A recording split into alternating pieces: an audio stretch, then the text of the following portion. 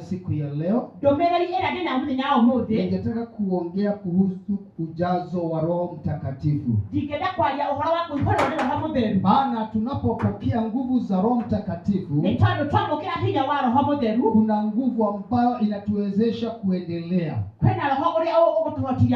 Unajua wakati Yesu alipokuwa na mitume, alijua kwamba hawawezi wakaweza safari bila Roho Mtakatifu. Kwa hivyo maisha ya mwanadamu katika kiroho, kama hauna Roho Mtakatifu wa Mungu, hauwezi ukaweza kuistahimili majaribu. Na hapo ndipo Yesu aliambia mitume waenende Yerusalemu na wasitoke mahali pale mpaka wapokee ujazo wa nguvu za Roho Mtakatifu. Maana alijua kwamba kuna majaribu mwanadamu hupatana naye, naye Roho Mtakatifu ndiye husaidia mtu wakati au katika changamoto.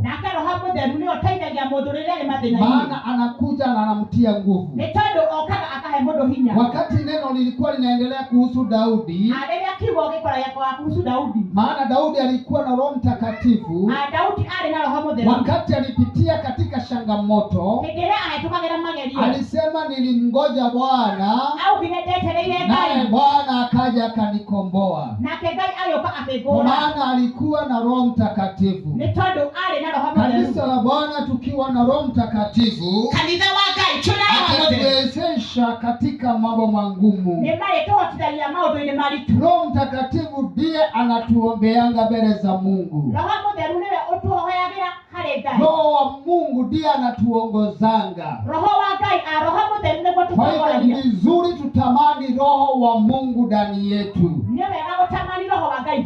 Neno linasema katika Luka mtakatifu kurasa ya 4 kuanzia hapo 18, neno la Mungu linasema Roho wa Bwana yu juu yangu, maana amenitia mafuta kuwahubiria maskini habari njema. Amenituma kuwatangazia